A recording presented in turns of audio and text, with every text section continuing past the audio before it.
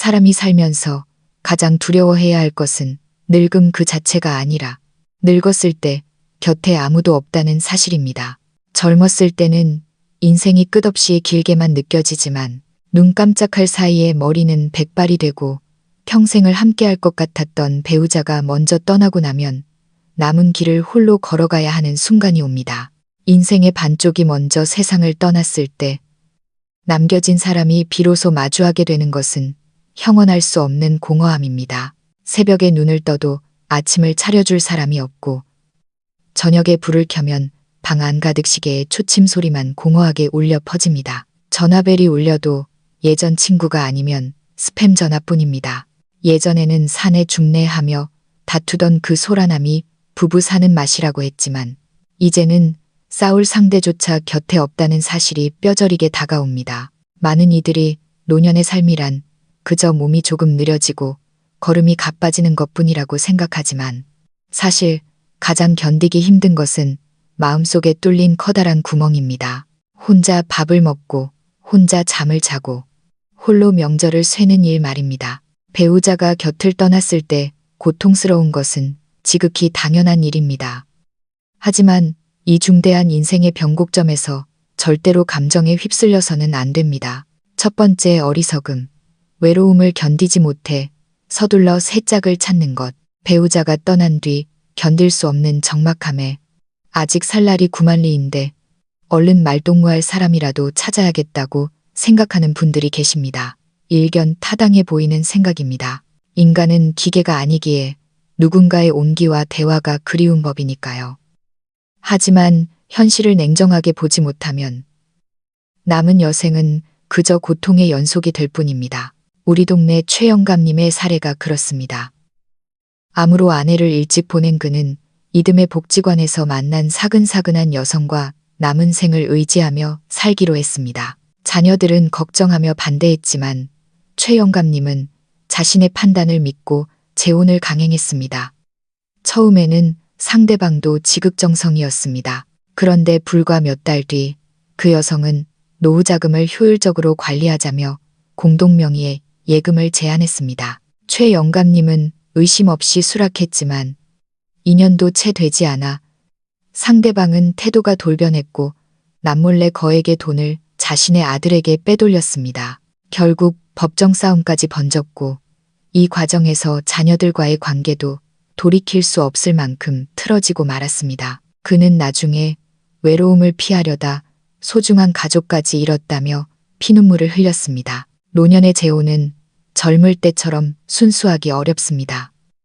재산, 자녀, 간병, 심지어 의료 결정권까지 복잡한 이해관계가 얽혀 있습니다. 재혼이 정답이 아니며 외로움을 탈출하는 지름길도 아님을 명심해야 합니다.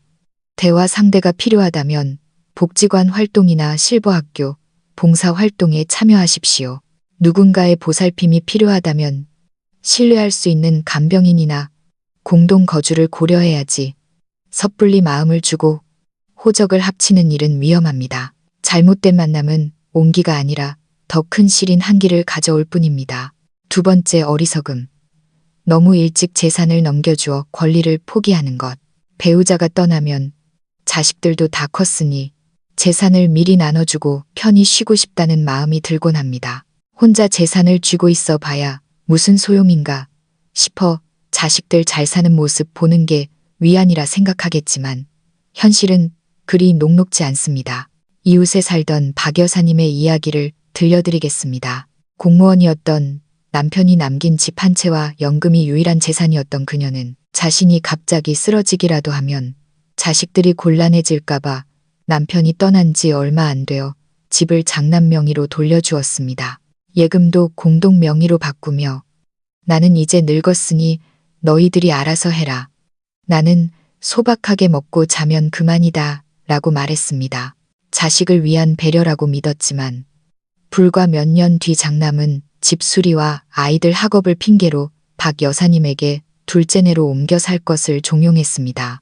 결국 박 여사님은 딸네 집에 5평 남짓한 작은 방으로 밀려났습니다. 저녁 식사는 주방 구석에서 조용히 마쳐야 했고 TV 소리조차 눈치를 보며 줄여야 했습니다. 그녀는 자신이 집주인에서 짐스러운 손님으로 전락했음을 깨달았습니다. 자식이 불효해서가 아닙니다. 사람의 마음이 변하는 것입니다. 모든 것을 내주는 순간 상대방은 더 이상 당신을 배려할 필요를 느끼지 못할 수 있습니다. 따라서 다음 3가지 원칙을 반드시 지키십시오. 재산 분할은 최대한 늦추십시오. 사후에 처리하도록 하는 것이 여생의 주도권을 지키는 길입니다. 진명인은 절대 넘기지 마십시오. 내 이름으로 된 집이 없으면 거주할 권리조차 구걸해야 할지 모릅니다. 구두 약속 대신 서류를 남기십시오. 유언장이나 공증, 신탁 등을 통해 법적으로 보호받아야 합니다. 자식이 서운해할까봐 걱정하지 마십시오. 당신이 지키는 것은 돈이 아니라 노년의 선택권과 존엄입니다. 3번째, 어리석음, 슬픔에 매몰되어 자신을 고립시키는 것. 수십 년을 함께한 배우자를 잃은 슬픔이 며칠 만에 가실 리 없습니다. 하지만 슬픔에만 갇혀 있으면 삶은 걷잡을 수 없이 무너집니다. 제가 아는 강씨 어르신은 아내가 떠난 뒤 세상과의 문을 닫아 걸었습니다. 매일 아침 시장을 보고 공원에서 태극권을 하던 활동적인 분이었지만 아내가 떠나자 커튼을 치고 TV 코드도 뽑아버렸습니다. 끼니는 라면에 장아찌로 대충 때웠습니다. 이웃들이 걱정되어 문을 두드려도 말하기 싫으니 가라며 거절했습니다. 1년 뒤 그는 뇌졸중으로 쓰러진 채 배달 봉사자에게 발견되었습니다. 다행히 목숨은 건졌지만 자립 능력을 상실했습니다. 아들이 달려와 조금만 마음을 열어주시지 그랬냐며 오열하는 모습은 참으로 안타까웠습니다. 슬픔은 시간이 해결해주는 것이 아니라 스스로 딛고 일어나려는 의지가 필요합니다. 충분히 슬퍼하되 그 안에 영원히 머물지 마십시오. 장보기, 산책, 차 마시기 같은 사소한 일들을 일상의 의식으로 만드십시오. 식물을 키우거나 강아지를 돌보며 나를 필요로 하는 존재를 곁에 두십시오. 복지관의 노래 교실이나 걷기 모임에 나가는 것은 즐거워서가 아니라 내가 아직 살아있음을 확인하기 위함입니다. 무엇보다 스스로 씻고 걷고 약을 챙길 수 있는 건강이야말로 노년의 가장 큰 독립이자 품격입니다. 이만석 할아버지의 이야기. 72세의 이만석 씨는 평범한 은퇴자였습니다. 아내 경숙 씨가 세상을 떠나고 자녀들이 독립한 뒤 그의 세상에는 낡은 아파트와 하루 3끼뿐이었습니다. 그런 그도 한때 앞서 말한 3가지 어리석은 결정을 내릴 뻔했습니다. 어느 날 새벽 잠에서 깬 만석 씨는 습관적으로 침대 옆자리로 손을 뻗었지만 차가운 냉기만이 느껴졌습니다. 아내가 떠난 지 반년이 지났지만 그녀가 쓰던 찻잔과 수요일엔 쓰레기 배출, 비타민 꼭 챙겨 드세요라고 적힌 냉장고 쪽지는 여전했습니다. 만석 씨는 텅 빈 거실에서 시계 초침 소리를 들으며 지독한 외로움에 몸서리쳤습니다. 그때 복지관에서 만난 김 여사가 다가왔습니다. 그녀는 밝고 친절했으며 만석 씨의 취향을 세심히 챙겼습니다. 그러다 슬쩍 제안했습니다. 혼자 계시면 적적한데 공기 좋고 편의시설 잘 된 저희 동네 아파트로 옮겨서 같이 의지하며 사는 건 어떠세요? 비용은 적절히 나누면 되고요. 만석 씨는 흔들렸습니다. 하지만 서랍 속 아내와 함께 찍은 낡은 설악산 여행 사진을 보며 직감했습니다. 이것이 외로움을 달래줄 동반자인지 아니면 안정감을 담보로 한 거래인지 확신할 수 없었습니다. 그는 조용히 휴대전화를 끄고 홀로 차를 마시며 생각에 잠겼습니다. 그 무렵 은행 중역인 큰아들 민호에게서 전화가 왔습니다.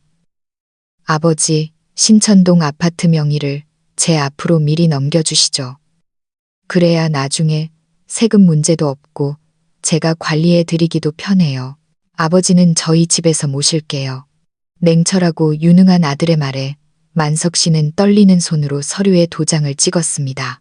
아들네 집 서재 한 구석에 짐을 풀었지만 그곳에서 만석 씨는 철저히 이방인이었습니다. 며느리가 사온 도시락을 서재 작은 탁자에서 혼자 먹어야 했고 손자의 공부에 방해될까봐 TV 소리조차 죽여야 했습니다. 아내가 닭다리를 항상 자신에게 양보해 주던 그 따뜻한 식탁이 미치도록 그리웠습니다. 결정적인 사건은 주방에서 일어났습니다. 혼자 국수를 삶으려다 미끄러져 머리를 부딪히며 쓰러진 것입니다.